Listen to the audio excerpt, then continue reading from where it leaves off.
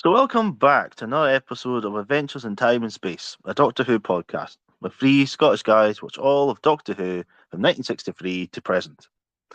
And once again, I'm joined by Me, Mike and Tom.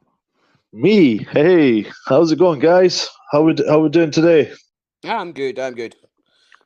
Yeah, I'm So- good. Good. All righty then.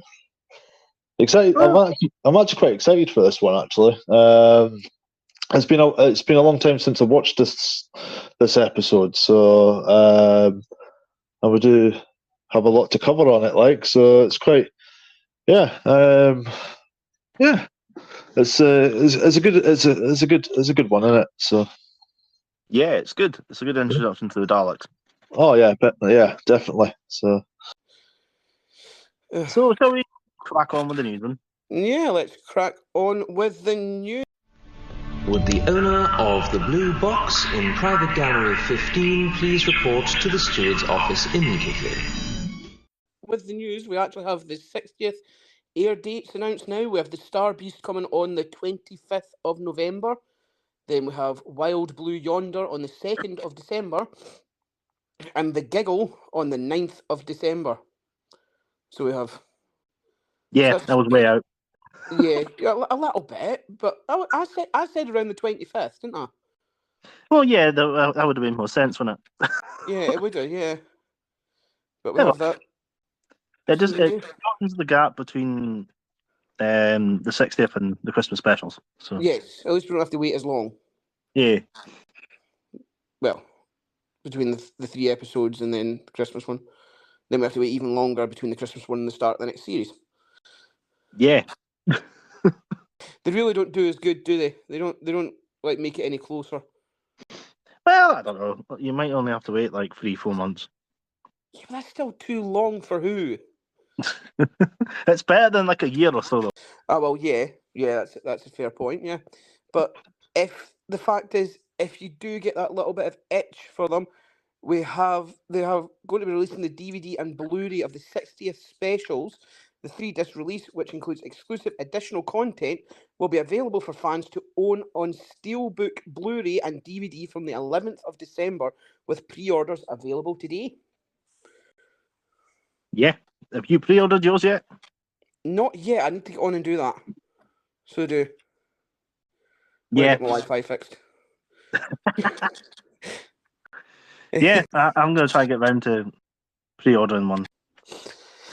And also, the Series 15, it has started filming already. It started filming on the 23rd of October, and it's set to air in 2025. Yeah, they're very far ahead. They are. I suppose, in a way, that's a good thing. Each series by year. At least they're kind of preempting it, because they know they've got the fan base anyway. So Yeah. they can like record and do series like years in advance, because it's Who. Everyone's going to watch it. Yeah, it just means there's going to be more regular content every year. Yeah. And we've not even seen Shooty Gatwell yet, but he's doing his second season already, which is cool. Yeah, it's cool. It's well, they've obviously got faith in him as well, because he is a really good actor. Even David Tennant is singing his praises as well, so I think it's good. Yeah. Yeah, probably about 4. Well, if the pre-recording of the series is going anywhere, I think he's got to get quite a good run. Yeah, I hope so. It looks like that way anyway. So it is. But also, speaking of series 15, the directors have been announced for them. We have, is it Alex Palali? Yeah. Yeah, they're good. Director of Block 1 is directed episodes of Riverdale and Chilling Adventures of Sabrina. And do you remember Merlin? Yeah, I've got the DVDs for Merlin. I loved it. Merlin was amazing. Yeah. So it was. And then for Block 2, that we have Peter Hoare. Yep, that's the one. I was making sure I read that there, because I thought, am I going to say something bad? And he has directed Nolly in this year by RTD. one episode of The Last of Us, which was an amazing series as well. It's a Sin in 2021, again, an amazing series, so it is. Yeah. Me and my partner sat and watched the whole series, and that is a really good series. Episodes of an Umbrella Academy, again, amazing series. Amazing. The Last Kingdom. I mean, this guy has got a lot of good series behind him, so he has. Yeah. Daredevil, Doctor Who Series 6, Episode 7, A Good Man Goes to War as well. So he has directed a Doctor Who episode, so he kind of knows what he's doing. We also have the writers announced for Series 14. We have Kate Herron and Bryony Redman. Kate Herron, she was the executive producer and director of the Loki Series 1, as well as directing Sex Education Series 1. So Ncuti Gatwa kind of knows her, which will make it easier because they'll kind of have that working relationship. Bryony Redman is an actor, comedian, and BAFTA Rockcliffe winning writer whose work includes the Welsh crime comedy Pont Brec and the award-winning short film Forget Me Not, which screened across film festivals internationally. Yeah, it's. I don't think they've ever written for Doctor Who before, so it's new writers that Russell T Davies is bringing in, which is always good because you always need some new writers coming in to. Oh yeah, definitely. You need some new blood, as they'd say. Yeah, and obviously Kate Herron has obviously worked on Loki, which is kind of like a lot about time travel and stuff like that, and it's sci-fi. Yeah. So Oh yeah. yeah. We also have the Tales of the TARDIS episode 1 to 6. I'm actually looking forward to this. It's going to be really good because reprising the roles as the Doctor and the companions to go on a timey-wimey spin down memory lane in these unmissable adventures are Maureen O'Brien and Peter Purvis. Yeah, I was just making sure I'm reading that right. Fraser Hines and Wendy Padbury, Katie Manning and Daniel Anthony, Peter Davison and Janet Fielding, Colin Baker and Nicola Bryant, and Sylvester McCoy and Sophie Aldred. And previous Doctor Who writers Phil Ford and Pete McTay. I mean, it's going to be good. Yeah, it came out yesterday, so you can watch all 6 now on BBC iPlayer.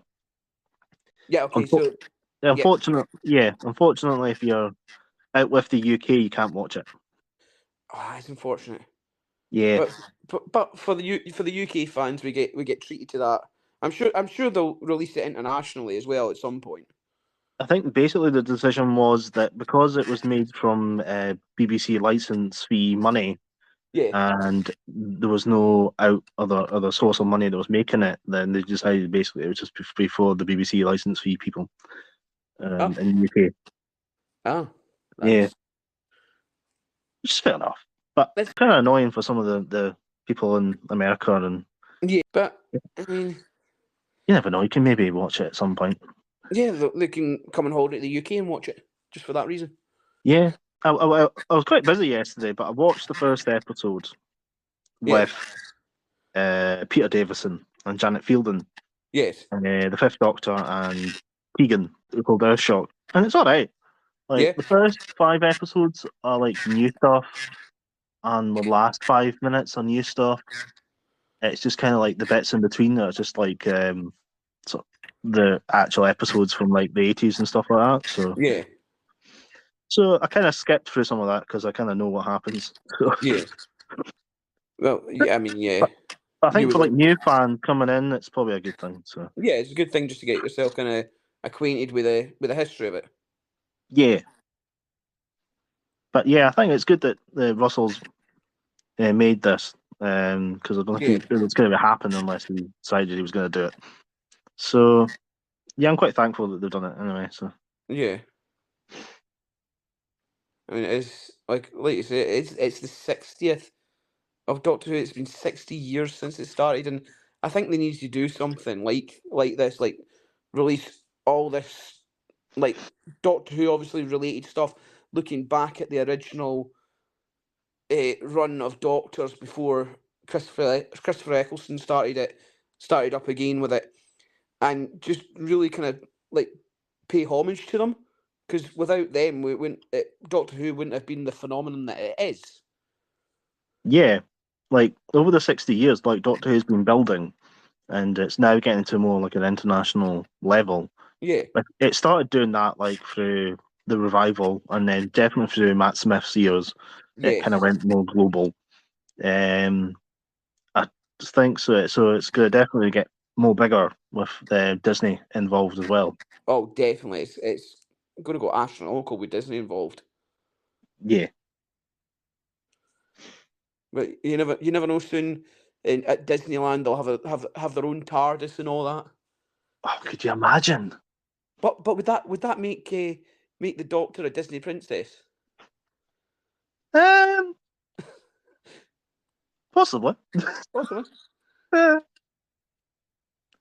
If you go to Disneyland and they have all these different rides for Doctor Who and stuff, Yeah, you can go see like the Daleks and the Cybermen and the TARDIS, and yeah. I you think I can think imagine. we're getting far too ahead of ourselves here, so we Yeah, can't but dream. that's what Doctor Who fans do. They dream and they go wild and they go, "Oh my god, what about this?" Yeah, that's a And fair like, point. no. And then it actually happens. I'm like, oh my god, we called that. Yeah. So I think if it actually happens, I think right now we should obviously we should say, look, we called this in our podcast, so we should get free tickets. We'll try it, pretty ball. We came up with the idea, all right. I'm pretty sure there's a Disney exec somewhere thinking, I can make a lot of money out of this. Let's get something into Disneyland. Aye. Get Shooty Gatwa to appear. Aye. Yeah, that's a fair idea. Yeah. Yeah. Anyway, have you got any more news to go on? Just that Russell T Davies confirmed in SFX magazine yesterday that the Series 14 won't be called Series 14. It'll be called Season 1. All right. Oh, that for going on to Disney? Yes. Right. So they're reverting back to Season 1. Is there any? Did they give a reason for that, or is it just because it's easier? He didn't really specify an actual reason. He just kind of said that. Yeah. Kind of. I think most people are just kind of figuring it. That's probably because it was Disney. It's going to Yeah. Disney, and if it's called Series 14, they don't have any like. So I don't think any of seasons 1 to 3 are going to be on Disney Plus. Yeah. So I think it'd be kind of hard for them to kind of establish that it's season 14. That's a fair point. Yeah. Yeah, but the 60th specials will be on Disney Plus. Good. And he said that obviously there's going to be 9 episodes per year. See, again, that's not enough Who for a year. He says he did justify this. He did say that obviously it's more expensive now. It's to make Doctor Who, and it was obviously the episode runs have been reducing slowly over the years. Yeah. As a fan of Doctor Who, I do miss when we had more episodes of Doctor Who every year. Yep. But I do understand that obviously they've got to make some decisions about the budget. And if they're only going to do 9 episodes a year, they better be fantastic and beautiful to look at and brilliant scripts. Because you only got like 9 episodes a year to make sure people watch, and they can't be any crap. I mean that's 9 weeks a year. Well, I think it'll be 8 episodes a season and then a Christmas special. See, that really doesn't seem like much. No. When you put it like that, that's 2 months. Yeah. And then a Christmas special, and it's like, it's not. Yeah, but like you say, it's the budgeting whole budgeting thing. Yeah. So he said they were thinking of doing spin-offs, That is the plan that they're thinking of doing to boost the episodes Yeah. through spin-offs. But they haven't started yet anything with that yet, so we might not get anything until maybe 2025, the end of 2025, 2026.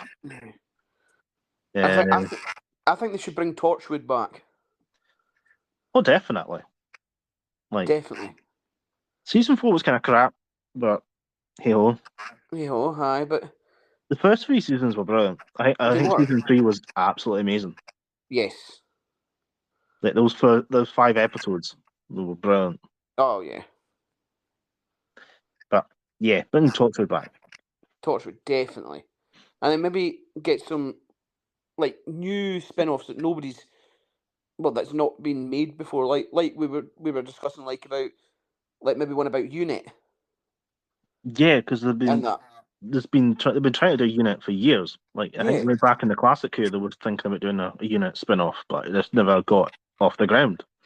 Yeah. I think people would watch a Unit season because there's Unit stuff on Big Finish. They do Unit seasons on that, Yeah. and that's pretty popular. So I don't see why they shouldn't just do that. But he said because obviously their studios are filled with lots of Doctor Who sets, and Yes. the standing sets, they're not getting taken down anytime soon because they're revisiting quite a few places apparently. Oh. So there's no real space. So they've got to try and figure out budget, and they've got to figure out time to film these sort of stuff and where to do it.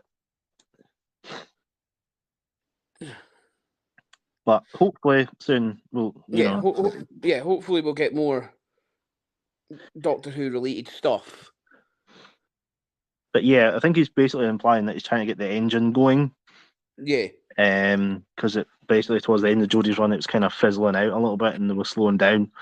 And I think he's just with this new money with Disney and stuff, he's trying to start the wheel going. Oh yeah, he's trying to jumpstart it again. Yeah. I'm honestly, I think he'll be able to do it. Yeah, So, I have faith in yeah. Russell T Davies, because he's also said quite controversially that some people obviously don't like the Timeless Child stuff. So he's said that he's obviously not going to delete that from the canon, or he's not going to do anything about that because he feels like it'd be kind of wrong to do that to Chris Chibnall, his friend. So he kind of feels like just to leave that. So he's just got to leave that there and kind of move away in a different direction. I think so. And I think that's probably the best thing to do, to be honest. Yeah. But no one really mentions anything because Russell T Davies has mentioned this before, about in the TV movie, Paul McGann's Eighth Doctor said that he's half human on his mother's side. And that just kind of just got dropped and no one's really spoke about it since. So yeah. And it might just end up like that. Yeah. It's just one of them things that happen, oh well, carry on. Yeah. Yeah. So do you want to discuss the Magic the Gathering? Universe Beyond. I don't have any more news about that, to be honest. No? No, I've not got anything else to talk about. Like I said the last show, there's the different different boxes of cards that come and all that, with the different doctors and the villains and that. That's really about it. Yeah. So until I get my hands on some, that's all I've got. Okay, cool. And that was the news, everyone. Hey.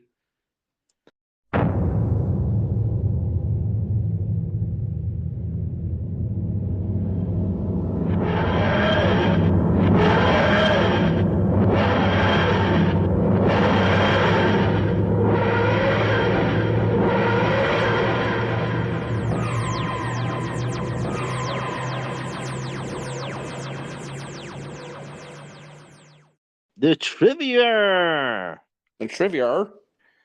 Whoa. So this is story 2, which was originally called The Mutants, but most commonly known now as The Daleks. And it airs from the 21st of December 1963 to the 1st of February 1964. It was written by Terry Nation, and it had 2 directors. I don't know if you noticed that. Yes. Yeah, I did actually notice that. Yeah. Yeah, so episode 1 and 2 is directed by Christopher Barry. Episode 3 by Richard Martin. Episode 4 and 5 by Christopher Barry again, and then episode 6 and 7 by Richard Martin. So, do you want to guess some of the viewing figures? Like, what do you think the highest that it got?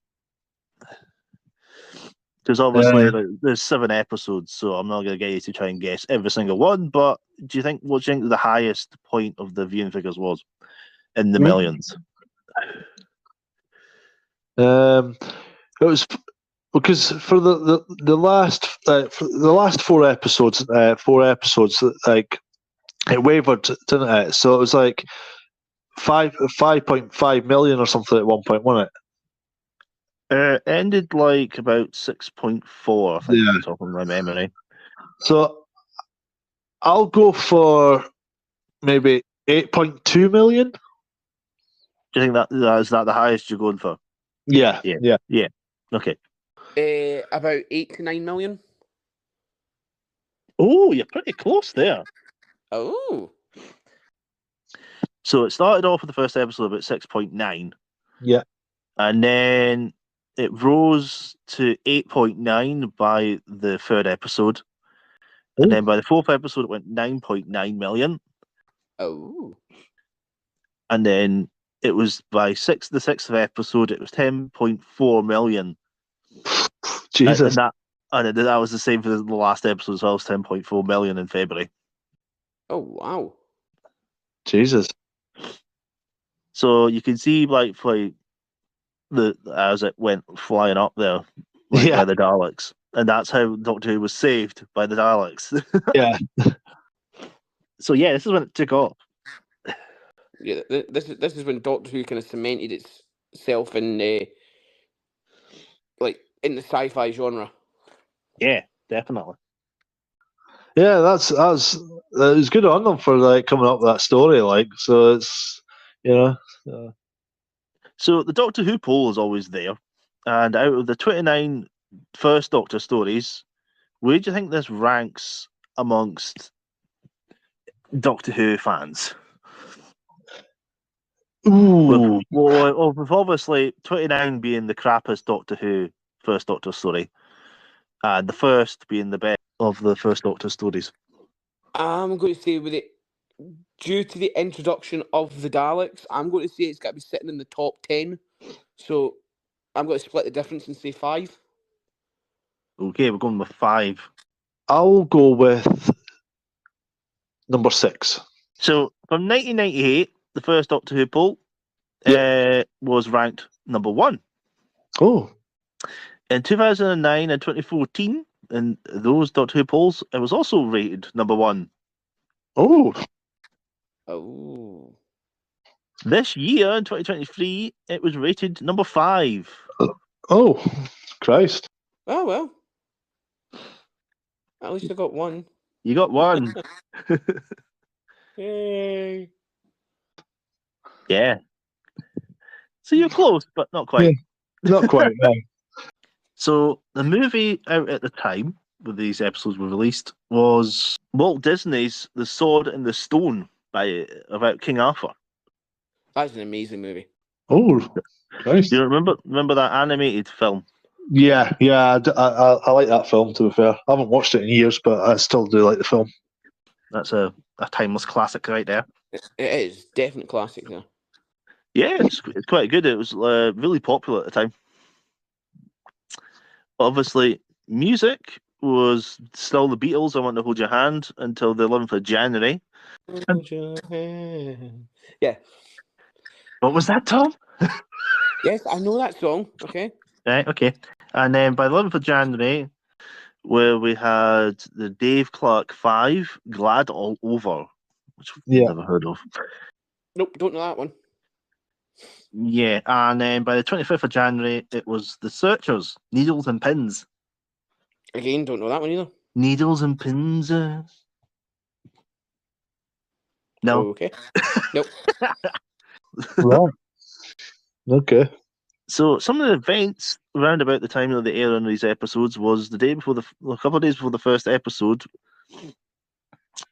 One William Bradley Pitt was born in Shawnee, Oklahoma, in the US, Oh, right, okay. and you'll better know him as the actor Brad Pitt. That's it. Yeah, I got it. Yeah. What? Yeah, he was born in 1963. Okay. So yeah, he's heading for his 60th birthday. Yeah. Jesus. The 21st of December, there was the Bloody Christmas begins in Cyprus, where basically resulted in a lot of Turkish Cypriots fleeing the destruction of more than 100 villages.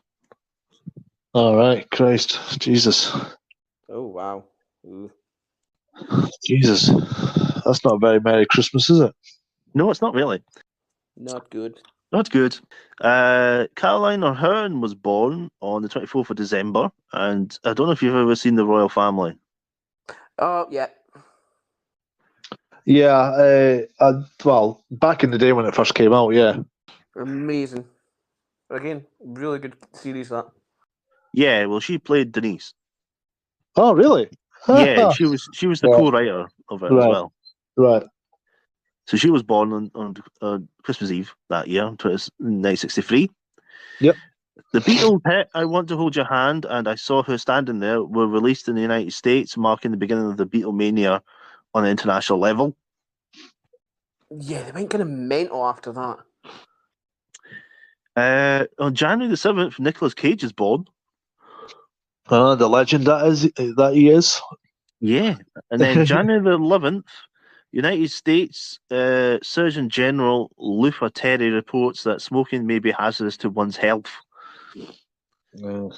And this was the first statement from the government about that. You would have thought even back then though that it would it's smoke. It's bad for you. I mean, it's like no shit. No shit, Sherlock. You would have thought so, but it took them a really long time for them to start thinking about maybe we should put this out there because they made a lot of money from fags and stuff like that. Yeah. And it was pretty cool back in the day. So yeah. Back in the day. Yeah, but back then, even doctors would say, "Have you tried smoking? You're a little bit stressed. Have you tried smoking? You have a cough. Have you tried smoking? Doctor, my arm's falling off. Oh, that's all good, but have you tried smoking?" No, I haven't. January the 17th, Michelle Obama was born. Oh. Well. So shall we get into the pre-production of this story? Yeah, go for it. Go for it.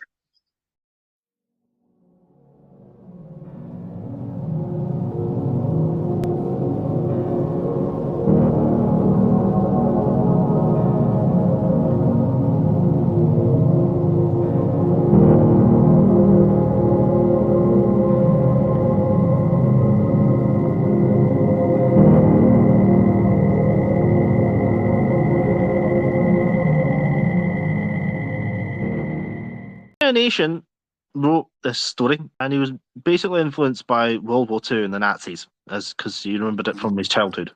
Yeah. And he was also concerned about advanced warfare, like neutron bombs and stuff like that. So he took inspiration from H.G. Wells's novel *The Time Machine*. Yeah. All right. Okay. Yeah. Yeah, that was also like a where they took inspiration from for Doctor Who as well with *The Time Machine*.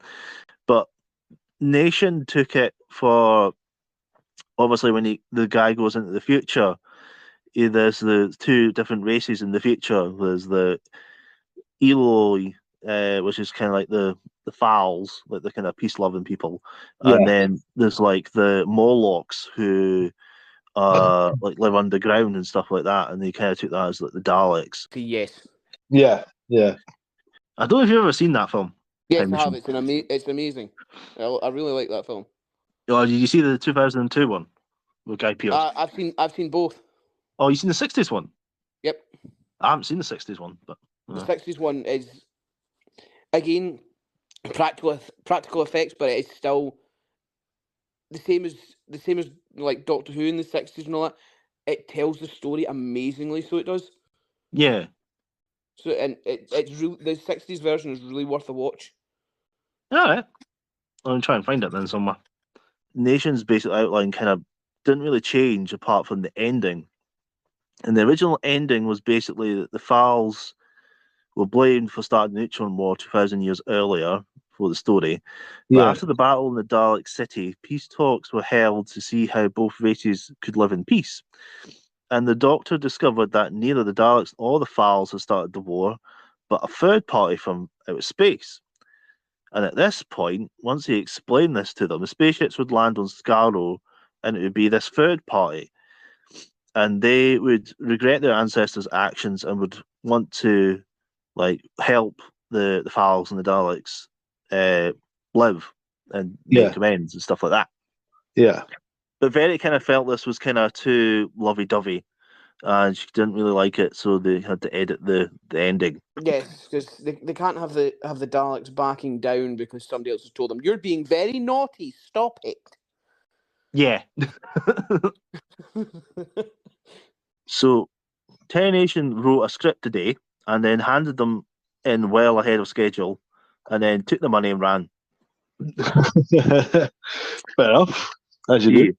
So, thinking about the Daleks, Terry Nation didn't want people dressed up in suits as monsters, as he knew he'd been watching sort of sci-fi sort of movies, and he'd always seen people dressed up, and he thought they always looked silly. So he decided his first decision was to take the legs off the aliens. All right. And he thought of the Georgian state dancers, the ballet, and in that he remembered they would have really long skirts. The women have long skirts, and you couldn't really see the legs. But they would move around the stage, but you could see the legs, so it was quite cool. Looked like they were floating. Yeah. So that was his original idea.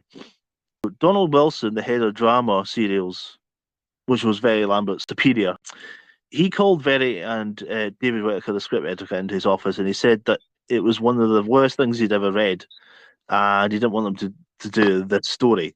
Oh, right. Yeah.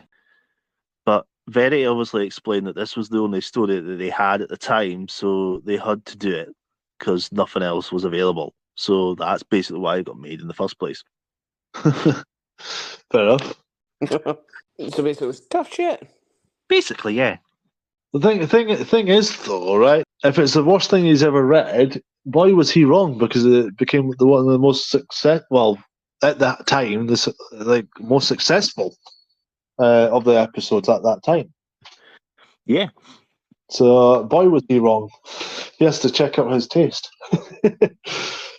So the original Daleks designs were basically trying to make it comfortable for the actors to be seated in. So they designed the shell of a Dalek to fit over a small tricycle. And they weren't going to have a sink plunger event, but that's basically all they could afford at that point. Oh, right. Unfortunately. Because they didn't have a lot of money at the point. Christopher Barry, the director, suggested that they add a light on top of the Daleks so they could understand and know which one was talking at each point. Because up to that point, they didn't have any, and he didn't really know which one was talking, so they decided to put a light on it. Yeah. That's a good idea. Yeah. And basically, the light was made from Christmas tree lights covered with a ping pong ball. Yeah. Fair dues. That's using your noggin. Yeah. Cheap as chips, right? Yeah. And then they were operated inside by an actor in sync with the other actors doing the voices. So each Dalek had a small fan inside it because it was really hot under the studio lights, and so the actors wore very little clothing because they were basically roasting inside. And one of the Daleks, Dalek 3, because there was 4 Daleks, they only made four Dalek props, but the Dalek number 3 had a powerful magnet placed inside its sucker so it could carry metal items. Oh, right. And in some shots, you can actually see that it's actually stuck in there. So you can. Oh, right. That's how it carries the tray for the food, and it gets the note from Susan. It grabs it for that. But by the way, just while we're on that, right? One of the scenes, and I might be wrong here, but was there like pictures or something, or maybe even a mirror put up to make it look like there was more Daleks in the room? Because I'm sure I will- one. Yeah, I will get to that. Okay. Yeah, that's one of my notes as well. But yeah, it's good that you picked it up. But yeah, I will get to that. And an old backlight fan heater was used as the Dalek's head. And while I was discussing the designs of the Dalek with the Shawcraft model workers who were going to be building the Daleks over lunch, Yeah. Ray used a pepper pot on the table to show how the Daleks would move. And that's how that story came about that you were referring to in the first episode. Right. Okay. Yeah. Yeah. And they only had like a £500 budget for the 4 Daleks. Oh, right. Okay. Jesus. Yeah. So in the production of the actual story, it basically began on the 28th of October. And they were basically doing all the film inserts, like the models, City Model and the lift and the whirlpool and the chasms and all that sort of stuff. They did all those film inserts then. And when they were rehearsing the first episodes, William Hartnell added into the script that the Doctor should get Ian's name wrong, referring to him as Chesterfield. Yeah. He mentions that in one of the episodes, though. He says it's Chesterton, not Chesterfield, or something. Yeah, because he does it again. He does it. He calls him something else. It's just like a running gag that he wanted to do. Yeah. All right. The Dalek voices were provided by Peter Hawkins, who did the high voice Daleks. You know, the really high, like. Yeah. And David Graham did the lower voice Daleks. Yeah. And they basically recorded all their dialogue and then it was added in as the program was recorded. And the Dalek actors inside the props just reacted and flashed the lights and did all that sort of stuff as it went along. Yeah. Oh God, that must have been really awkward to try and pull off. Dalek props were photographed and 9 life-size blow-up images were added to the set to increase the number of Daleks for crowd scenes. Ah, right, okay. Yeah. That's why it looks so shit. But it kind of worked. It just, yeah. Well, I bet at the time though, no one picked up it around about the time that it was first aired. Yeah. But these days, knowing what we know and everything else, especially with all the behind the scenes bits and stuff like that, I've always had quite a good eye for these sort of things as well, like noticing certain things and whatnot, like in the backgrounds or whatever. But yeah, I just noticed that. I was like, is that a mirror or is it a painting or something to make it look like there's there's so many Daleks, you know? So yeah, because back in the 60s, like 1963, like the biggest television size you'd get is like a 23-inch. Yeah. So that's like basically like what 58, nearly 60 centimeters. And not everybody had a television either, did they? So no. So, and it's like really small. So like now we can watch them on like, you know, big 30, 40, 50, sort of 60-inch tellies. Yeah. So like we can see them shit more than like they could. Like we can see better. Yeah. Anyway, so the first episode was recorded on the 15th of November at Lime Grove Studio. Basically, to show the Doctor, Ian and Barbara and Susan looking at the Dark City, a process inlay was used, basically where they did like a blackout section of the left-hand side of the picture, where they had the cast stand on the right-hand side, and they basically just put the image in of the Dalek City model in from another camera, and they mixed them together, which was quite well done at that point. That's quite clever. Yeah. And then at the end of the episode, the plunger that menaces Barbara was held by a production assistant. Right. There was no actual Dalek at that point. Yeah, I thought it'd be something along those lines as well. It was just, yeah, I found it quite funny, and yeah, it worked for the scene, everything else, and I could see where they were going with it, and it worked. But at the same time, I just thought, oh God, I hope nobody plunged the toilet before doing that scene. You blocked the toilet. You come and get it now. Maintenance. Uh, Do not flush. I will plunge you into darkness. So, on Monday, the 8th of November, the rehearsals were started for the second episode, and they were reviewing the episode 1 film on the Monday, the same day, and they realised when they were watching it that due to there was audio interference on the actual tape from the instructions for the director to the production assistant were picked up on the studio microphones, and it was odd. It was that you could hear it on the audio tape on the tapes of the episode. All right. So they decided that it was that bad that they would have to re-record that first episode.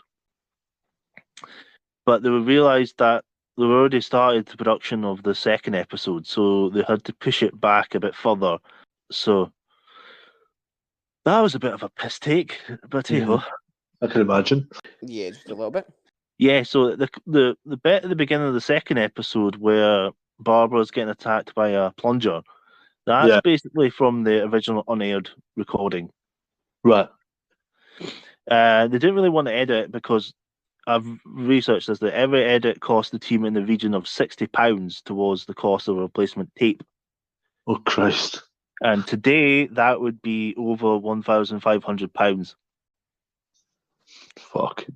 Yeah. Oof. Yeah. Yeah. Not great. So they didn't really want to keep editing it, so they just decided to read it. So when they were recording the second episode on Friday, the 22nd of November, the Dalek props were delivered to Lime Grove Studio, and the car park and the actors inside them sat in the bottom halves, and basically just moving around in the car park, getting used to how you would move with them. And then once they put the tops on, they basically just chased each other around the car park, like dodgems and stuff like that. It reminds me of the Peter Capaldi episode where he's like, does anybody feel like they've had this nightmare before? And then he turns around and says, anyone for dodgems? Honestly, that is. I love that. I love that scene. I thought it was brilliant. But anyway, and then one of the Dalek operators, Robert Jewell, was swinging the plunger around to do something on the set, and he accidentally caught one of Jacqueline Hill's boobies. Ooh, naughty. Yeah, and she squealed, and he said, "Cat B, cat B, cat B."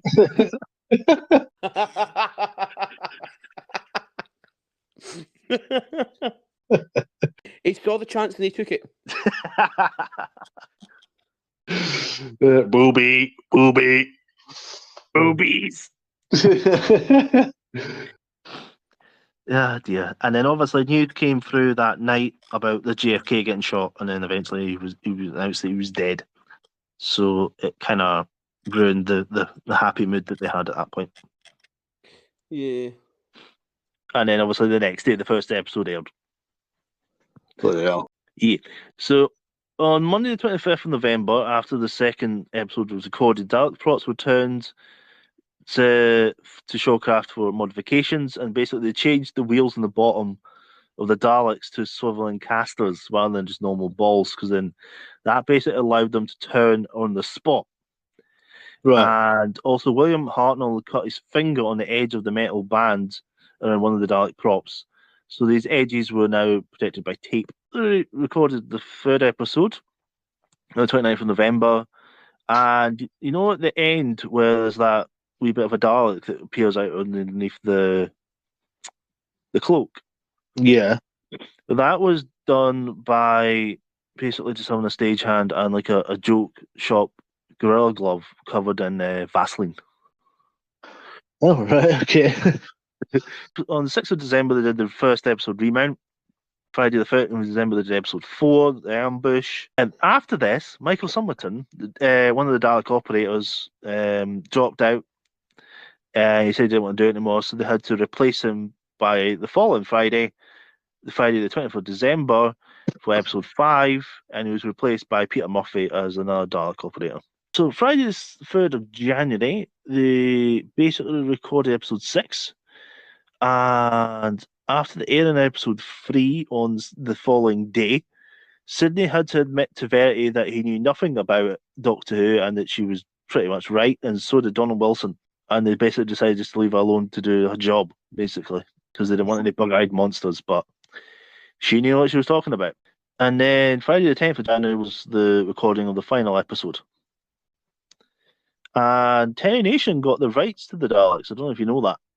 Yeah. I mean, smart.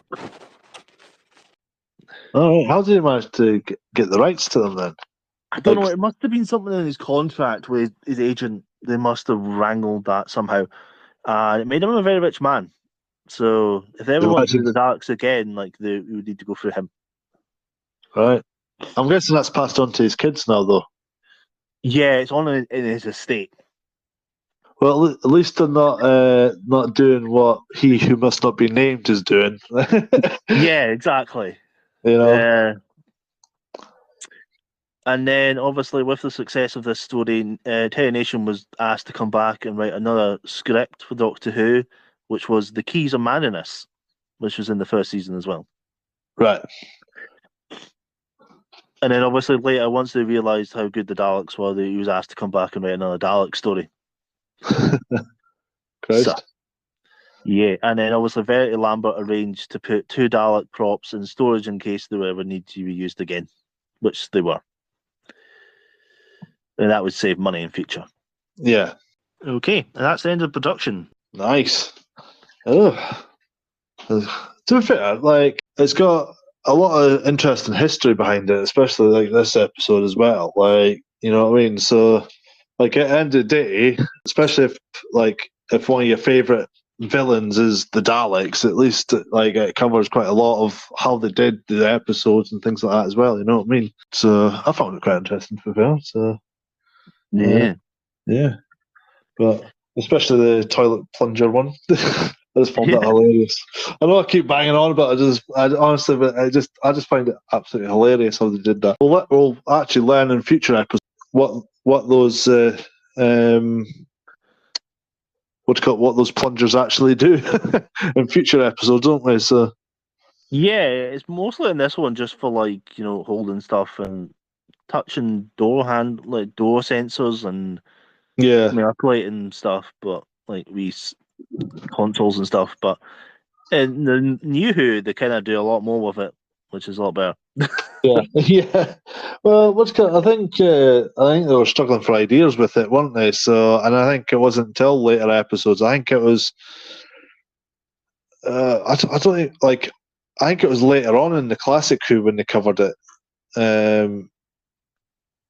I don't think it was until Tom Baker's. I think when they did more with it. I think I don't know. I might be wrong, but you know, we'll find out in future episodes anyway. So. Yeah, we will do.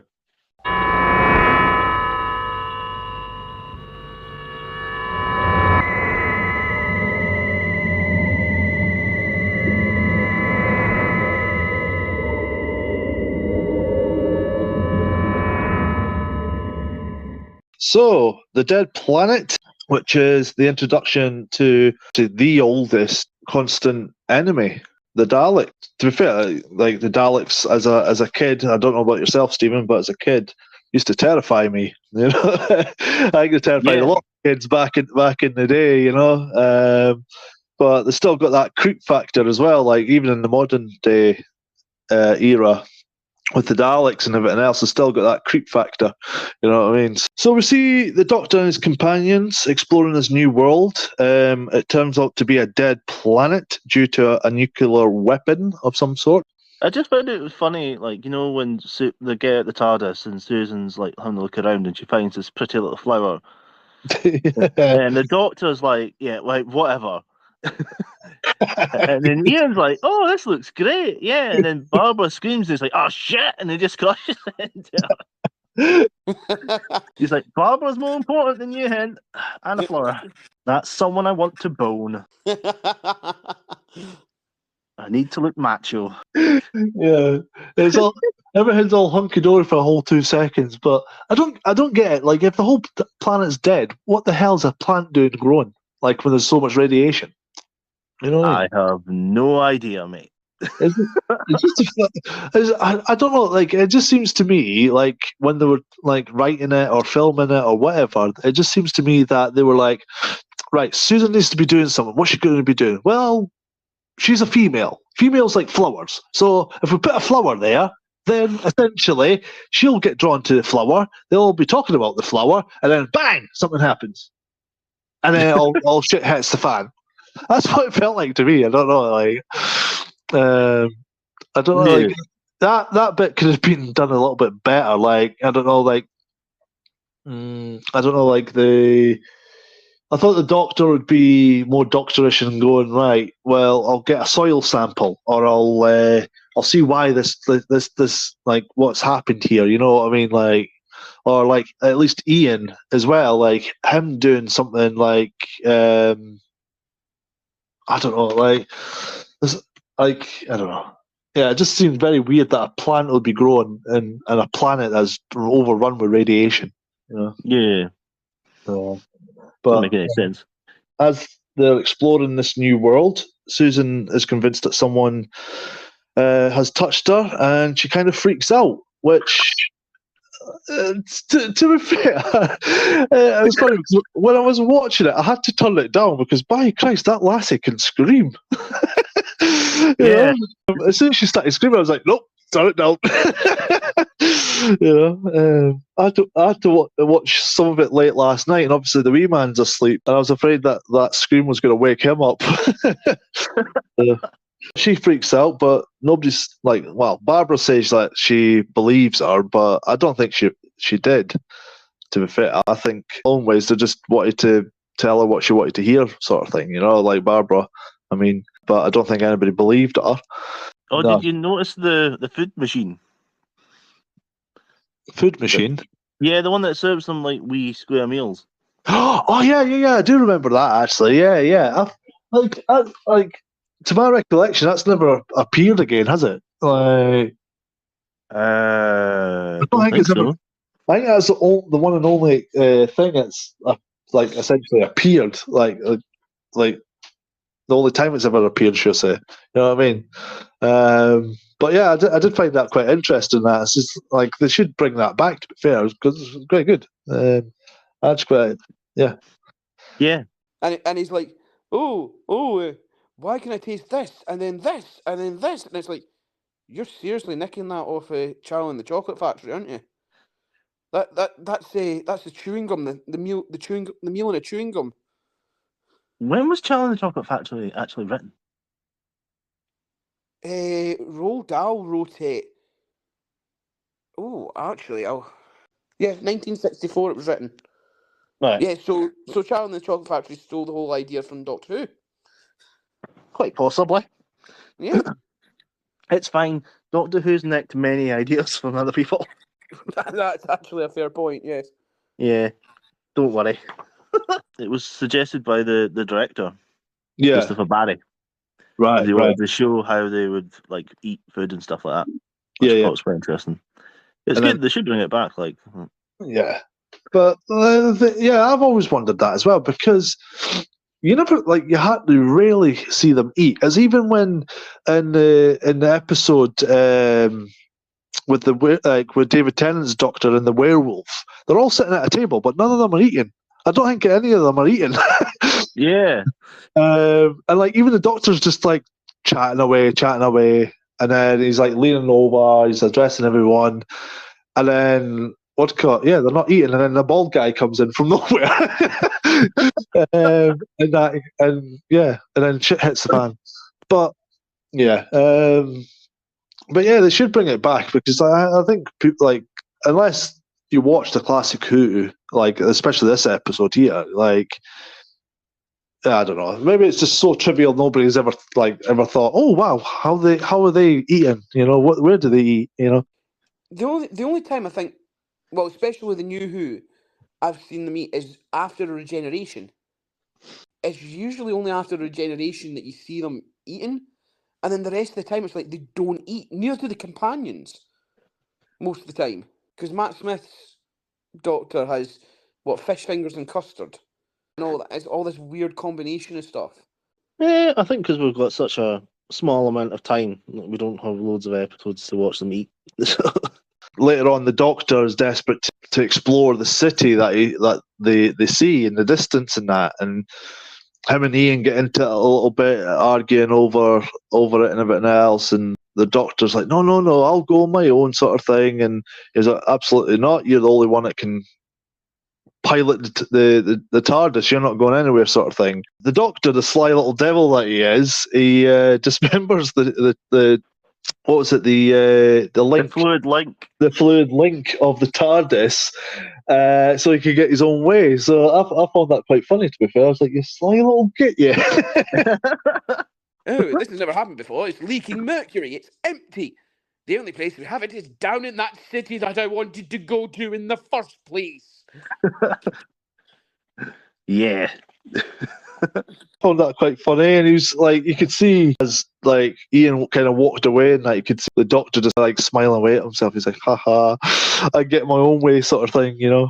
But yeah, so no, it's like as well when they actually in the episode when they get into the city, and Ian's like, we need to split up. It's like, no. No! Why are you splitting up, you dafties? It's like, you go that way on your own. Yeah, you go that way, Barbara, I'll go this way, right? Yeah. No! Why are you splitting up, you dafties? It's like, you go that way on your own. Yeah, you go that way, Barbara, I'll go this way, right? Yeah. It's like, we're on an alien planet. What's the best thing we can do? I know, we'll go in different directions through buildings that we have no idea what they are, and we'll just see what happens. Yeah, pretty much. That usually happens in Doctor Who anyway. Well, yeah. But it's like, it's just like as well, you can, when you see, like, when Barbara's going through the corridors and the door shuts behind her, you can tell that somebody's on the other side of that, kind of like pushing it down because it kind of stops. And then it's like the guy, the stagehand that's doing it goes, oh shit, it's meant to close all the way, and then just drops it. Oh, practical effects, man. Practical effects. Oh, I know. This is another thing I found quite funny. Barbara gets attacked by a toilet plunger. And she's like literally up against the wall going, no! Sort of thing, you know? And, you know, we know it's the Daleks, but it's like the way they filmed it, it was like, you know, a toilet plunger just going towards her sort of thing. He said, no, don't plunge me into darkness, sort of thing, you know. But anyway, just a funny take on that scene. So obviously, back in those days when that was first aired, everybody said, oh, what's going on? Who are they? Sort of thing, you know what I mean? So it probably, as we pointed out, probably terrified the poor little kiddies back then, you know. The Doctor, Ian, and Susan all go to try and find Barbara, but they end up getting captured.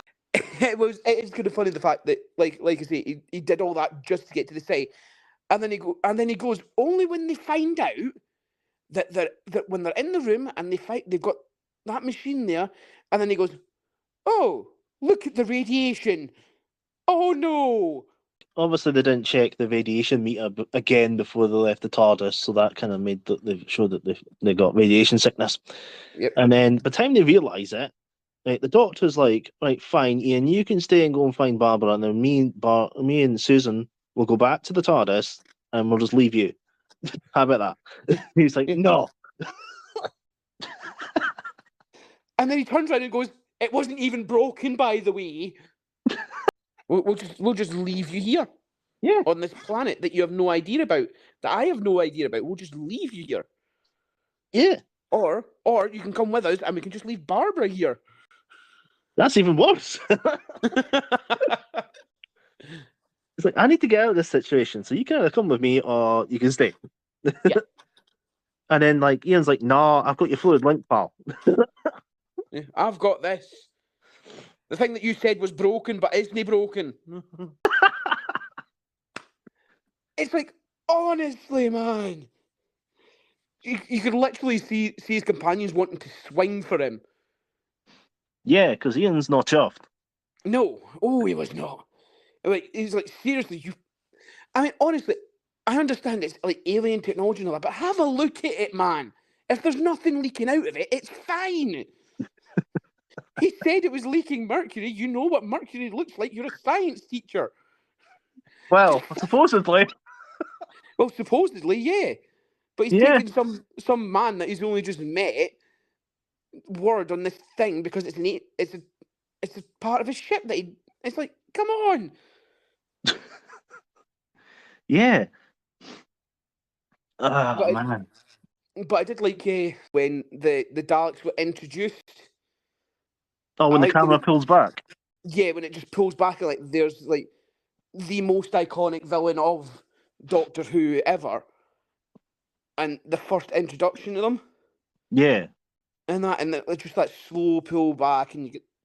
I mean, in the 60s, that must have been terrifying for people. Yeah, because it's something strange and you've never seen before. Yeah, and it's like I think it's more like the emotionless look of them, like they're just metal or parts of bins. Yeah. And it's just that look. They have a very menacing look without emotion.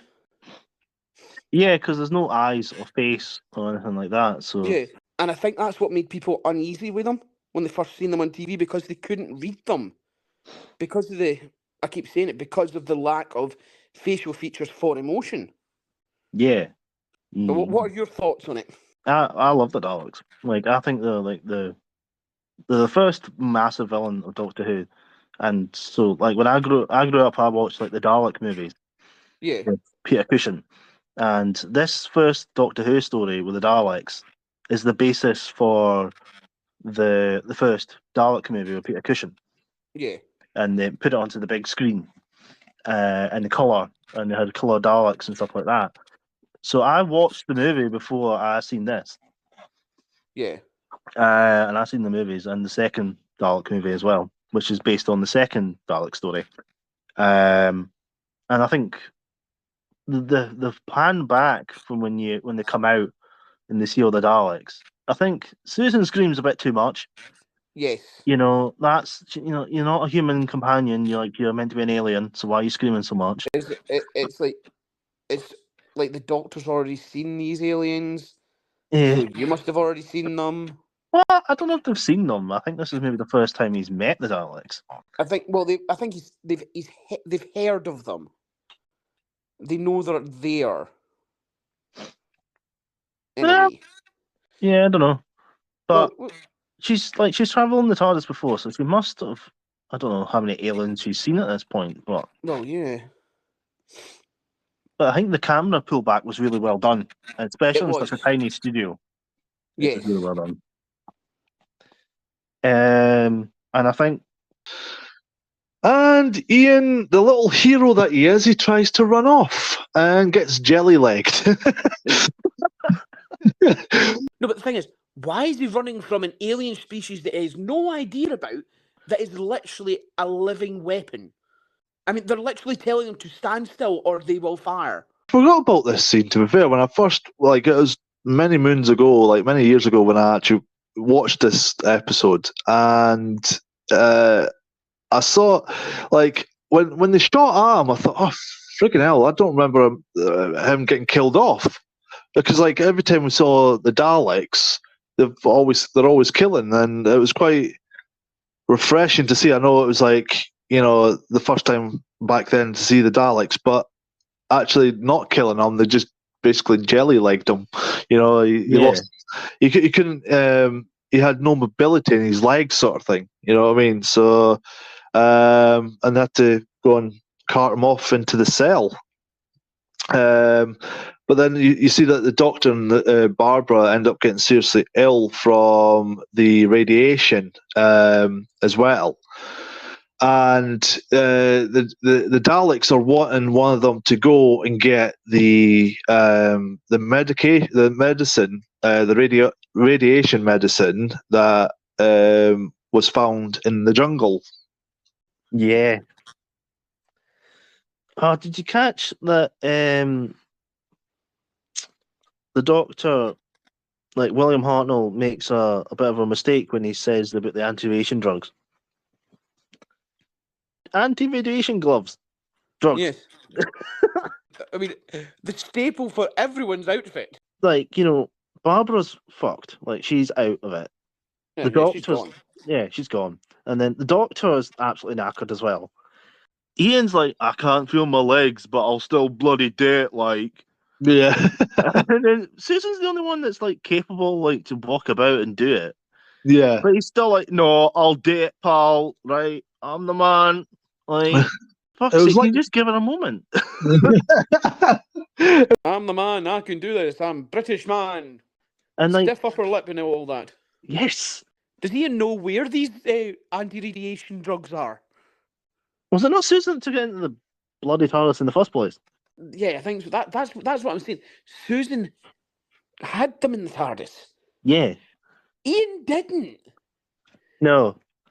So why is he going back to the TARDIS to find a drug when he doesn't know where it is? I don't know. I mean, to be honest, I think this whole thing could have been solved if they just left Ian in the TARDIS. Because then Barbara wouldn't have went off on her own, No. and then they wouldn't have been caught by the Daleks. The Doctor would have been able to look about and skip on his merry way, and then get back to the TARDIS and fuck off before they even realised anything was happening. Well, this all would have been averted if they just looked at the radiation meter before they left again. Well, and that too, but you know what the Doctor's like? He would have went, oh no, it's fine. That's been broken for years. That's just normal, healthy amounts of radiation. I still want to go and look at the city, okay? Yeah, I don't care about radiation, man. I'm a Time Lord. I'll just regenerate. Shh, we don't know that yet. Like when Ian was standing up trying to walk and everything else, it's like watching Bambi walk for the first time in that. So you're like, sit down, Bambi, before you hurt yourself. Yeah. The thing is, like, I know I keep going back to this, but like, why did Ian try and run off? Like, you were surrounded, so why even attempt it? You know what I mean? And then Don't you know. put the others at risk by running off. You know what I mean? But I don't know. Like, I hope, like, at this point in time, I don't know. I just don't like the character at the minute, and I'm hoping at some point down the line I will eventually like him, because maybe he's on a bit of a journey himself of becoming a better person, like the Doctor. Maybe, I don't know, but like he is, you can see that he's a nice guy, and he has to take up this role as the leader essentially, because the Doctor, he's not quite there yet. He's not like, he keeps leading him into trouble. So I get why Ian is the way he is, but he makes stupid ass decisions. Yeah. You know what I mean? Yeah, I'm just hoping at some point that I will eventually like this character, because I can see it in him. I can see me genuinely liking this character, but at the minute, from what I've seen so far, I'm not overly impressed. Yeah. He So- might grow on you eventually. One of the scenes that I remember as well, when she's running through the jungle, I don't know if you caught it, but she's running through the jungle, like literally her arms are flailing all over the bit with her head like bobbing up and down. Bloody hell, how do you run? Yeah, she's screaming at feck all, basically. I was like, oh my days, like, if you're gonna do a running scene, like,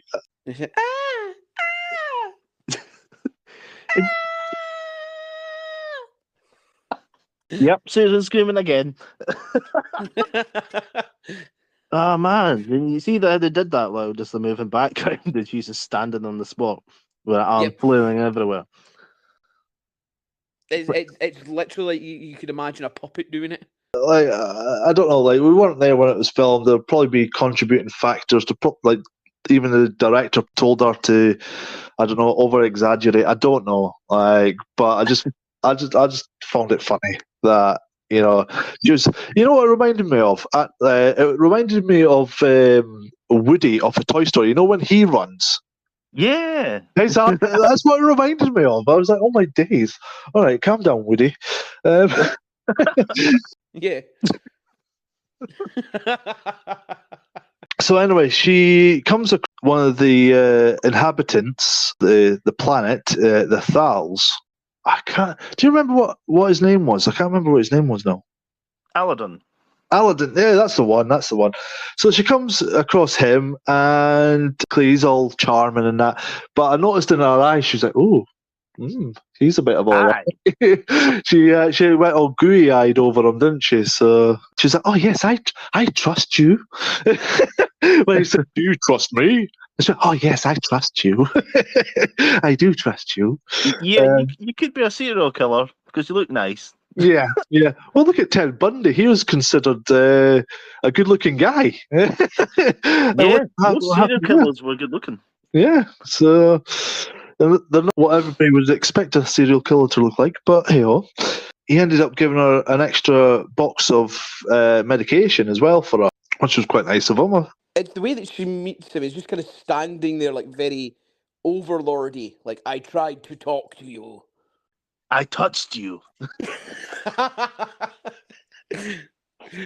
That sounds worse. You touched me. Someone touched me.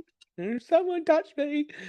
Susan finally gets back and gives the Daleks the medication.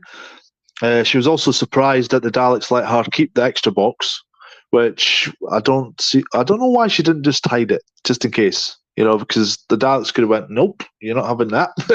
You know what I mean? Yeah. Although, to be honest, in her outfit, she didn't really have anywhere to hide it. Hide it in your bra, love. Yeah, exactly.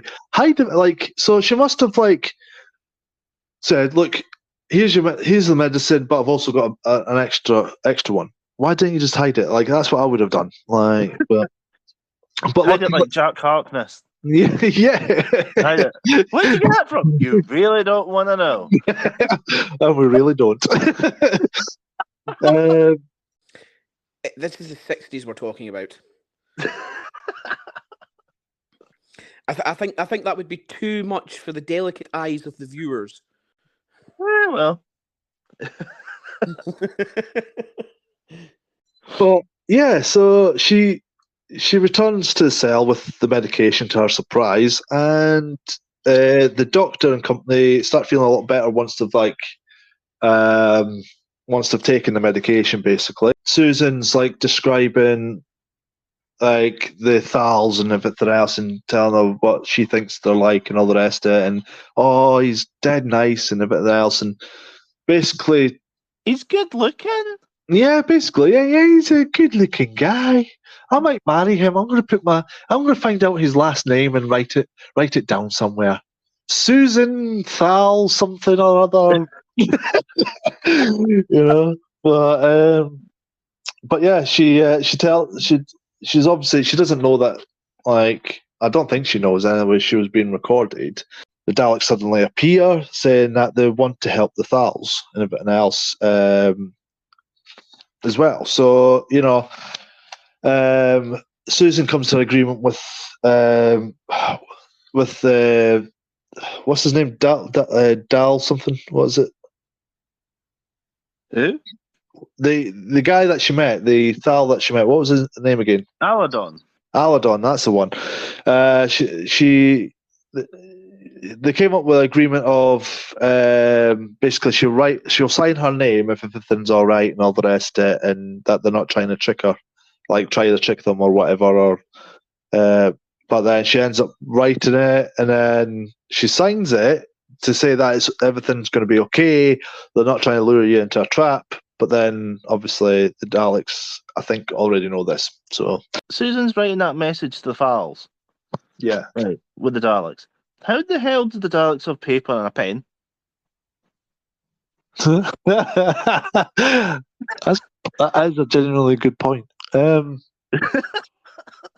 confused me. I was like, what? You've actually got paper and a pen? You've got no hands, mate! You've got a sight plunger! Come on! You mean for all these years you've kept a pen and some paper just lying about? Maybe some teenager needs to write a message. Well, maybe they did. Maybe before they became what they became, maybe they did have pens and whatnot. But I don't know.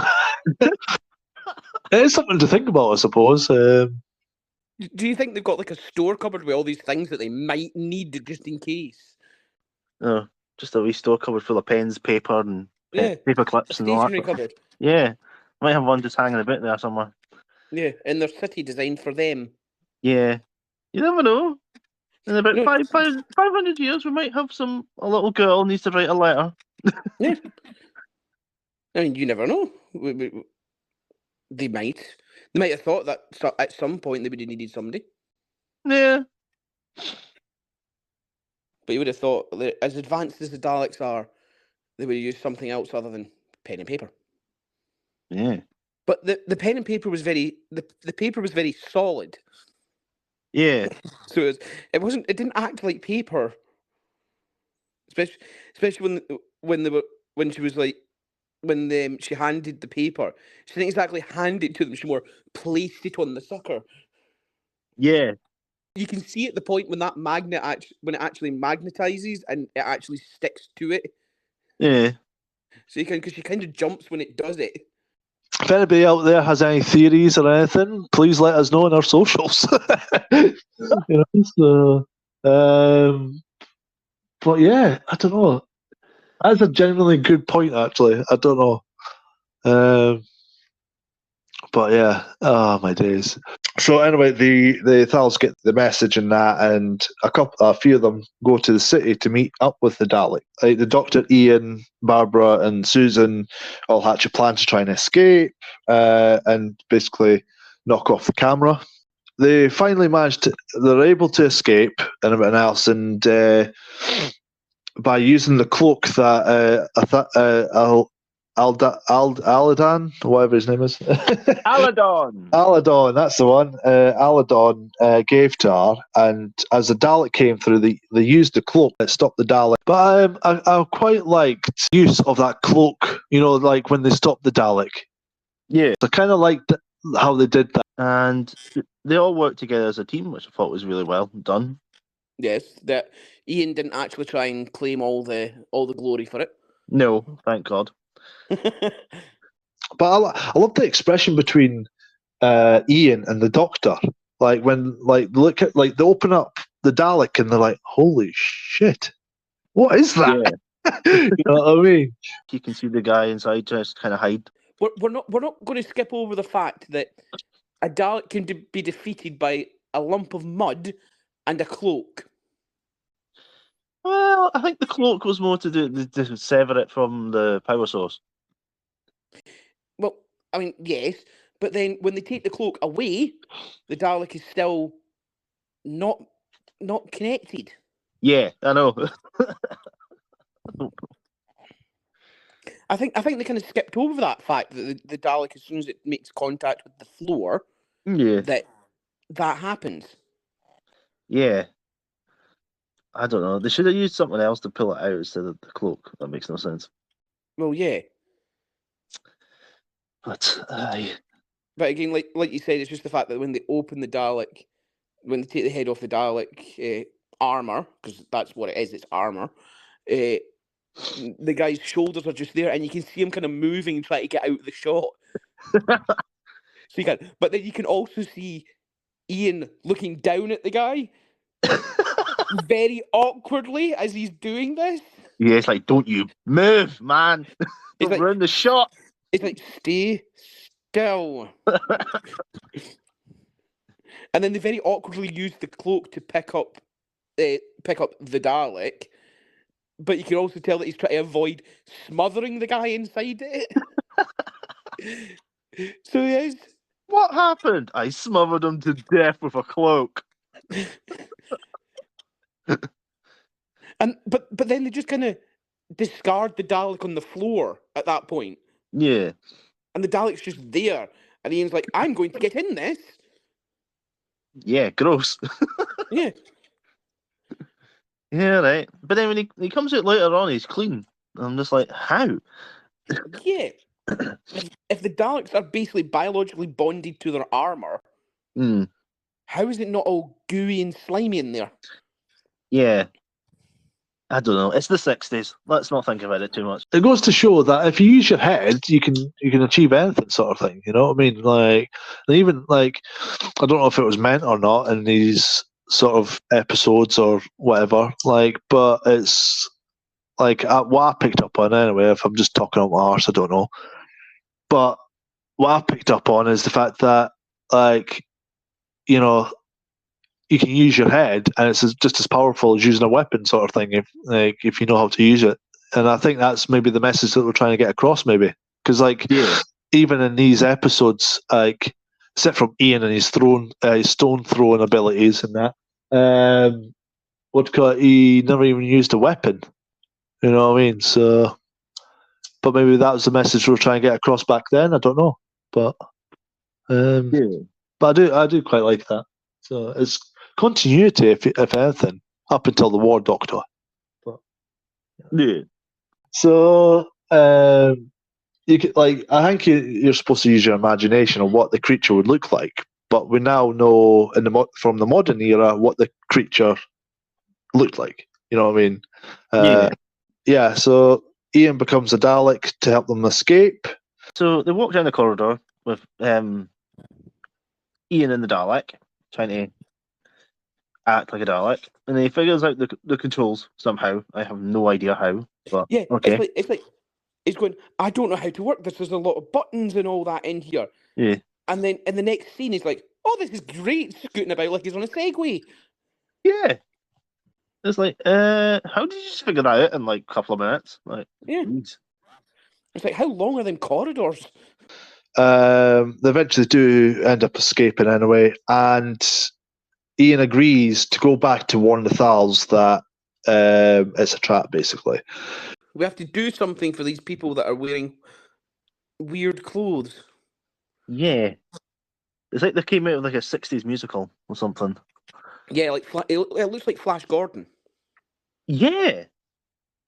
When was Flash Gordon anyway? Was that the 50s? Oh, original, yeah, I think the 50s, yeah. Yeah, because isn't that what Star Wars is kind of based on as well? 1936. Ah, right. And here's the thing I'm struggling with, right? So Ian goes to warn them and that, but then he stands about looking like a spare part for ages. He's just watching. Yeah, he doesn't. He's like, hold on a minute. He's talking. I'm not going to interrupt him. Yeah. I'm going to do the British thing and wait till he's finished. Yes. Can't interrupt. Nope. It's rude. We're not doing that. And he's just standing there waiting for his cue. Yeah. I didn't understand that. Like, you ran like the clappers down the hallways to try and get to them, and then he stopped dead and goes, actually, this guy's quite interesting. What's he got to say? You're there to warn them it's a trap.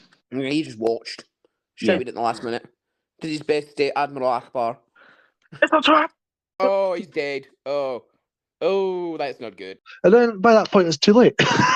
You know what I mean? So I'm just like, like, I know I keep moaning about Ian a lot, but he does stupid things. You know what I mean? Like, he could have saved, like, maybe one or two of them might have died anyway, but he might have saved the majority of them. You know what I mean? But like, quite a lot of them died, didn't they? So, as a result of his stupidity, basically. So, obviously, these days, you wouldn't see the Doctor going, all right, okay, I'll go back with the girls to the safe place called the TARDIS, and that you go and risk your life. You wouldn't see that now, would you? So, and the thing is, it's all these little tidbits, like even from previous episodes and that you have to appreciate like William Hartnell as the first Doctor, because you pick up on these little things that we would see as out of character for the Doctor, but actually it's just lining up who the Doctor will become, sort of thing. I actually quite like that.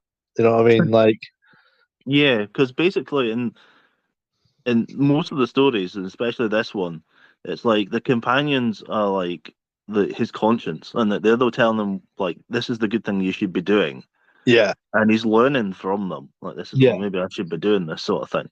Yeah, it's kind of like a teenager that's just kind of learning, getting out into the world and learning what he's supposed to be doing. Yeah, I get that as well. So like, it's like, what was it when? I know we've covered this, but like with in the caveman episodes and stuff like that, he was willing to let a man die, just so he can survive, sort of thing. and he has that argument with Ian or whatever. But then again, in the Dalek episodes and that, when they've escaped and running off and that, he's like, "Good luck, dear boy," and then off he pops. All right, bye, Doctor. See you later. Thanks, pal. I'll risk my own life to warn the Thals, but even though I won't warn the Thals until it's too late. Yeah, I'll I'll do it when the script tells me to do it. Yeah. Oh, wait a minute. It's not cued. Oh, it's a trap! Shit, too late. They should have just put what's called General Akbar into it. It's a trap. It's a trap. We'll move on from that one. They eventually get to the Thal's camp, get back to safety, as they say, and the Doctor ends up finding out a bit about history between the Daleks and the Thals, which the Daleks were once called the Dals instead of the Daleks. So do you know? Do you remember much of what they were saying about the history in that? Basically, what it was is that the Thals used to be a warrior race. Yeah. And the Dals, as they were called back in the day, before like the atomic war and shit, they were like educated and they were like philosophers and great scientists and stuff like that. Yeah. But at this point, they were called the Dals. They weren't called like in a bit. When you get to like Genesis of the Daleks, they're called Khalids. Yeah. But this is basically the first story that Terra Nation wrote, so it's just kind of whatever he made up at that point. Yeah. But the thing is, later on though, they manage to make it make a little bit more sense, don't they? They kind of go a little bit deeper into other episodes and other incarnations of the Doctor anyway, don't they? So well, yeah, this is kind of just like a one-off sort of story. Like it wasn't supposed to be another one. Yeah. But eventually, as they kept doing more, like we had to kind of expand the story a bit more. I like the fact that they've kept the Daleks being from Skaro, like because we end up finding out later on that they're on the planet Skaro, which we all know is the home planet of the Daleks as well. So I kind of like the fact that, like, even though they've maybe changed it a little bit, like the lore of the Daleks a little bit, like through time, but they've kept that the same. You know what I mean? So yeah, which I quite liked. But as I said, the Doctor managed to find out a bit more about the planet that he's on and everything else, and the struggles between the Dals and the Daleks. Do we know? Like, I don't remember it ever coming up in the episode, but do we know why they changed it from the Dals to the Daleks? No, I didn't think so. But it's quite. I might look into that at some point and find out for a future episode. Yeah, Ian's trying to another kind of trying to be a hero again. He tries to get the Thals to fight back against the Daleks and everything else. He tries to ruffle them up and things like that. And at one point, he grabs one of the Thal girls, going, "Maybe I should take her to the city and that, and offer her up to the Daleks and everything else." And it ends up going sideways for Ian, which I kind of enjoyed because he gets punched in the face. Doesn't Timmy Don't Be a Hero mean anything to him? Yes, and he's like, "You will fight for something," and the guy's like, "Oh shit, I will, won't I?" But but it worked. Ends up igniting some fury within the Thals and that, and they end up agreeing to eventually agreeing to take on the Daleks.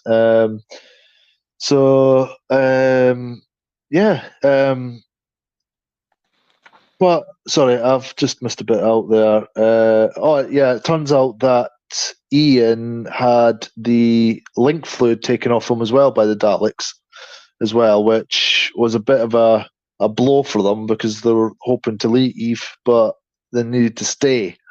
So that was the bit I missed out. Sorry, I missed that bit out. But then that's what led to Ian trying to get the Thals to fight back against the Daleks, basically, essentially. So they eventually agree and they hatch a plan to invade the Dalek city. So you got Ian and Barbara going through a swamp full of like these mutated creatures and things like that, and they end up having to, go up a mountain as well just to get to the back of the city so they can enter the city to surprise the Daleks as well. And here's the thing that I was coming to like earlier with the whole recording Susan thing and telling her about like her telling the Doctor and that about the Thals, right? Is that they could listen to that conversation, right?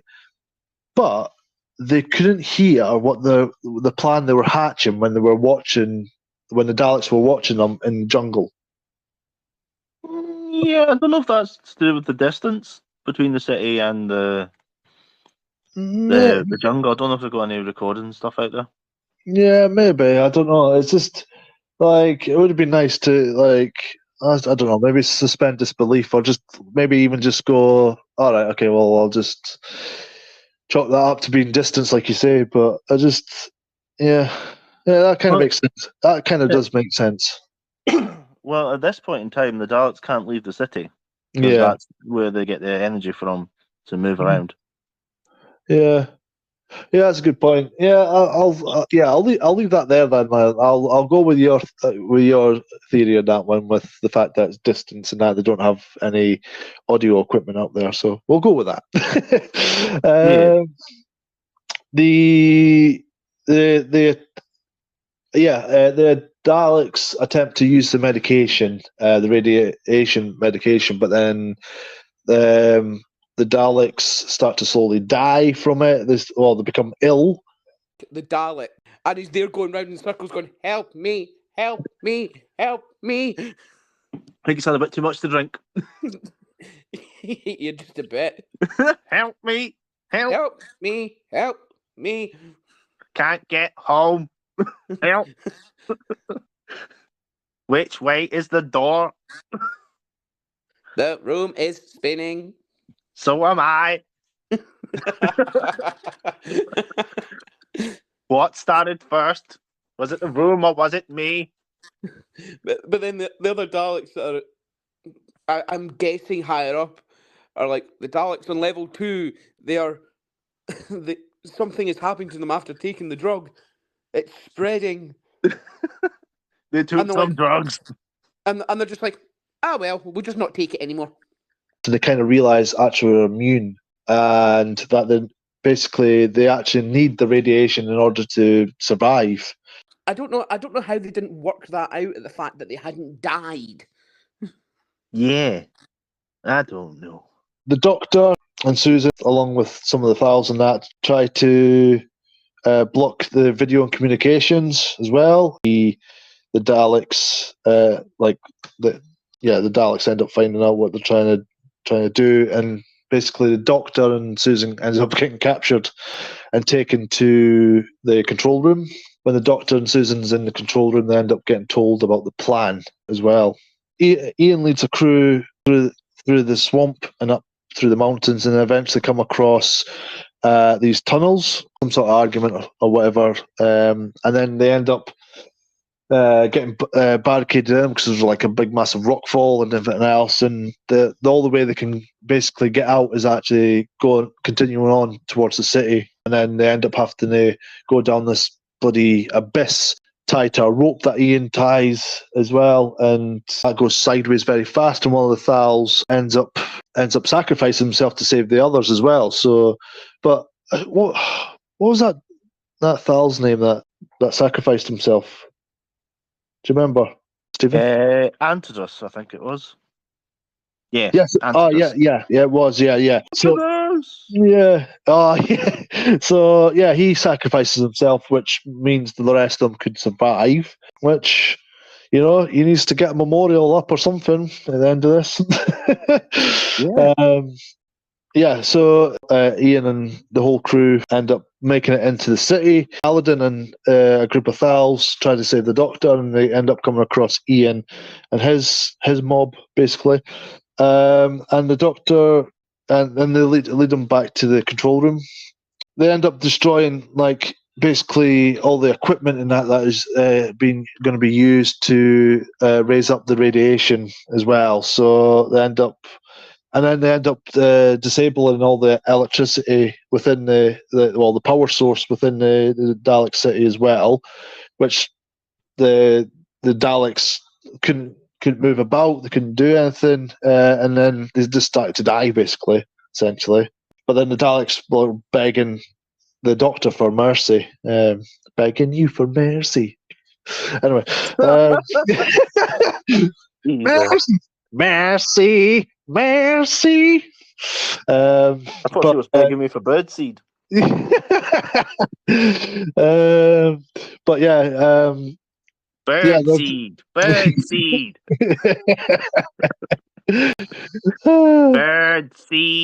birdseed.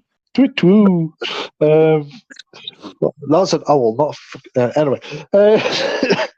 So basically the Daleks are like begging the Doctor to repair the system so they can survive, but the Doctor just responds in just basically the most casual manner ever. He's like, "I wouldn't even if I knew how." So that's essentially like signing their death warrant, you know. Thals were like pretty much disgusted with like the whole, like all the death and destruction and everything else. What do we do? This goes against our morals. They seem pretty grateful for everything that's transpired, but you know, and then everybody returned back to the Thal camp, which I didn't see this essentially in any of the other episodes, but apparently there was a bit of a romance between Barbara and Gigantus, and that. And Ganatus, that's the one, yeah. That's how it's pronounced, yeah. Ganatus. Yeah, like I know they had a bit of a moment talking about the stars and then talking about other things and whatnot, as well. But I wouldn't say it was like that much of a romance, to be fair. But you know, it's kind of forced.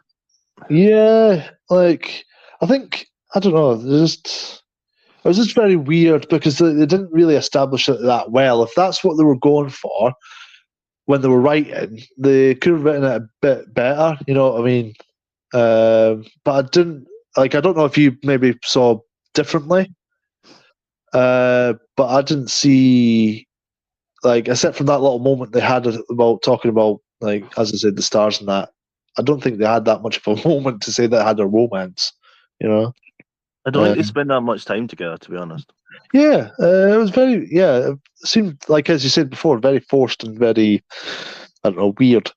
But yeah, he kisses her on the arm, on the hand, should I say, not the arm, the hand, and he returns back to the TARDIS.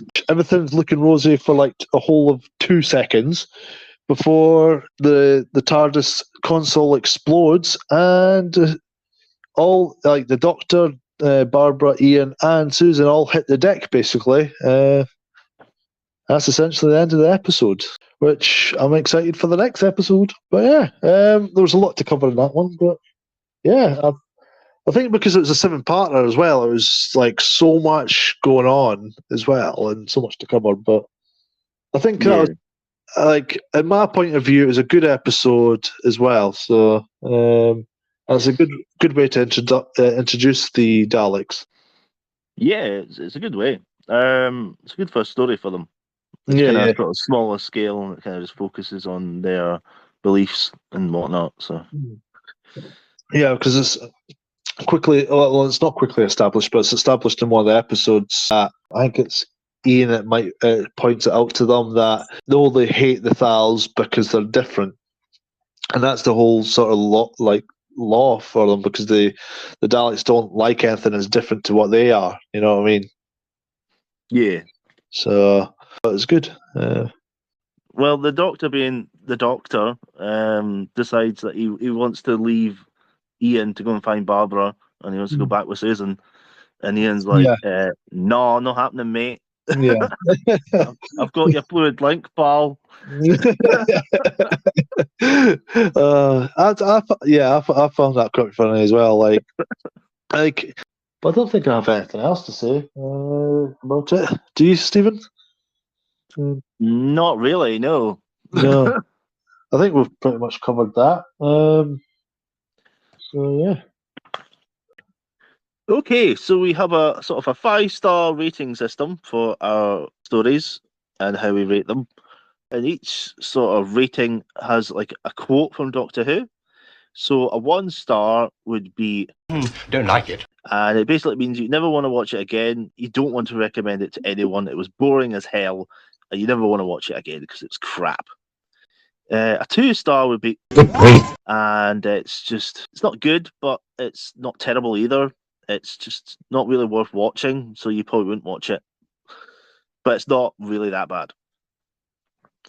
3 stars would be good, and it's a pile of good things and bad things. Not good, but not too bad either.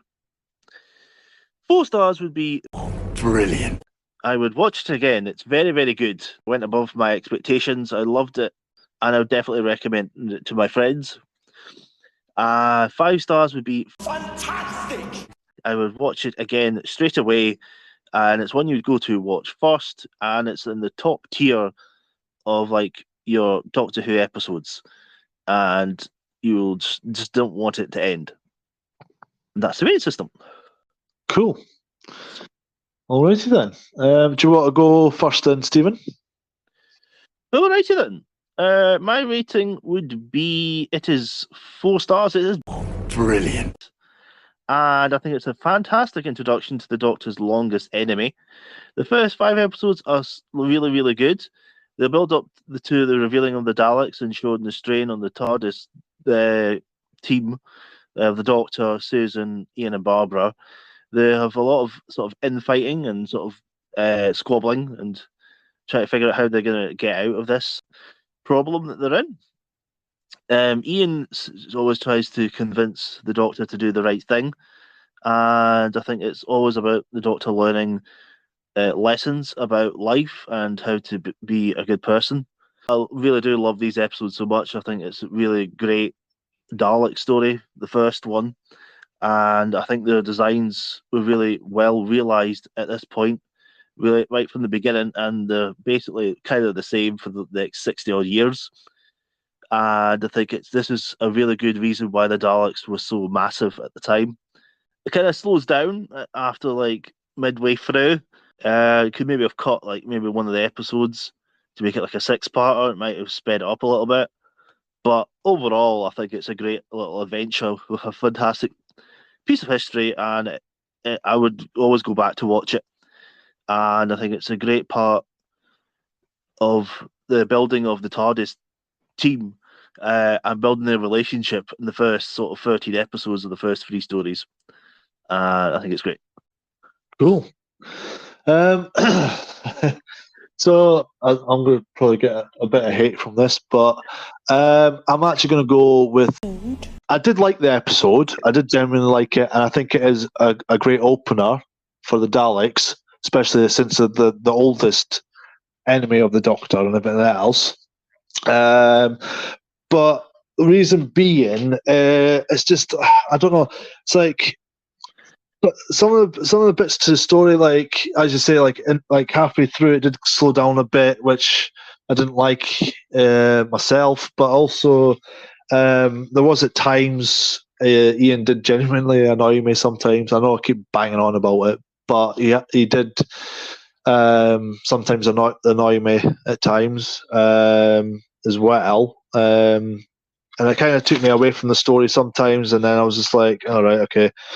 You know, I don't like some of the stuff that they did, like, and they brought up in that was good. I did genuinely like that, especially with the history of the 1,000 dolls and stuff. It was quite interesting to hear about that. I don't know. I think sometimes. The acting at times kind of wavered, you know what I mean, as well. And I think I know that it's still early days for between the Doctor, Barbara, and Ian and everything else, but I think at some point they need to cut out all the squabbling, and I kind of hope they do that in the next sort of lot of episodes as well, because I think if they continue on doing it, especially if it's going to be a back and forth or like whatever between the Doctor and Ian, it's just going to get like on my tits, essentially. It does end at some point. Oh, that's good then. That's good. It's going to end very soon. That's all right then. It's all right, but I just like I'm not taking anything away from these episodes. As I said, it is a good episode in that, but it's just a mixture of good things and bad things for myself, as we pointed out. You know what I mean? So, I think, yeah, I'm just trying to think of, I'm just going to go with Ood. A mixture of good things and bad things as well.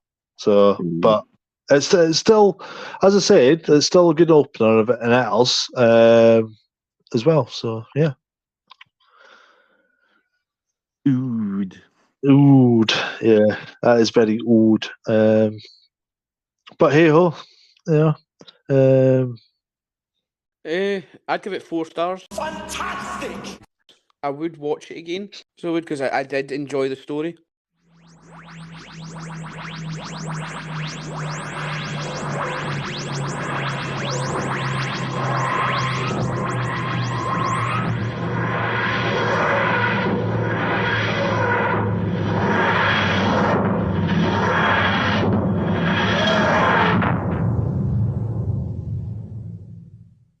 I'm looking forward to the next one because they keep, like, by the looks of things, they keep upping the ante, so to speak. So I'm looking forward to, because I don't think I've ever seen this next story though, because I think I've only seen a few of William Hartnell's episodes, and I don't think I was having a look at it before, and I don't think I've seen these next few episodes. So I'm quite interested to see what happens, or maybe something will kind of.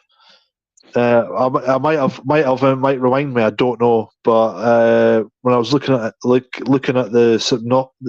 plot line to it, I didn't recognise the episode, so I'll be interested to see what happens next. So, well, in the next story we've got 2 episodes: The Edge of Destruction, yeah, and then there's the missing story Marco Polo, right. which you'll just get on Audible. Right. Okay. Cool. So it's not. That was one of the ones that wasn't filmed, or it's missing. It was filmed. It just got deleted by the BBC. Damn the It's just BBC. lost. We just never got it back. It's still out there somewhere, and there must be someone that must have some copies of it somewhere. But over the years, we've had some episodes come back. Like 10 years ago, we got like the Web of Fear and Enemy of the World. We got some of them back. Yeah. With the second Doctor. So, but the Marco Polo is the first missing story that we'll get to. So you'll just have to listen to that one on the Missing Episodes collection on Audible. Yeah, that's got it then. But and then we're all plain sailing. So then we got the Keys of Marinus. Right through to the end of the season with the Reign of Terror, so they're all there. Oh, right, okay. Some of the missing episodes of the Reign of Terror have been animated. So, also, there's quite. Am I right in thinking there's quite a few missing episodes from Patrick Troughton's era? There's quite a few missing there. There's quite a few there, but most of them have been animated by now. Right, okay. I'm trying to think. The only ones that haven't been animated from the second Doctor are the Highlanders, where Jamie is introduced. Right. I think that's the only one from season 4. There's the first Doctor story, The Smugglers, before the 10th Planet, which hasn't been animated either. So right. Season 4, there's The Smugglers. It's not been animated. Then it's the 10th Planet, the first Doctor's last story. Then you get the second Doctor and the Power of the Daleks. Yeah. Which has been animated. That was lost, but it's animated now. The Highlanders have not been animated. and then the rest of season 4 has been animated, or they're still there, basically. The Right. majority of it's basically, most of season 4 was lost, so it just all got animated. Season 5, I don't know, I need to think. There's a few that's still out there that have not been animated yet. I think they're the ones to Space Pirates, I think, Right. which is season 6. So because we'll let everybody know where they can listen, watch, or where they can discover these stories as we come up to them. So Yeah, but the majority of the lost ones that have not been animated are the first Doctor ones. right, okay. Season All 3 right. got absolutely massacred because there's not a lot of it left. Damn the BBC. Yeah. Yeah, but we'll kind of explain why most of them got lost as we go along. Yeah. All right. Well, it's a bon voyage from me. And a bon voyage from him. Yes, somebody finally got it this time. I tried to set these up for it, yes, like in the last recording, but nobody picked it up. Well, I was trying to subvert it, right? I was trying to make a Doctor Who joke, right? All right. Oh well, bon voyage anyway. Right. Thank you. Goodbye. Thank you for listening. Thank you for listening, guys. Bye. Bye-bye. Okay, well, bye and thank you for listening.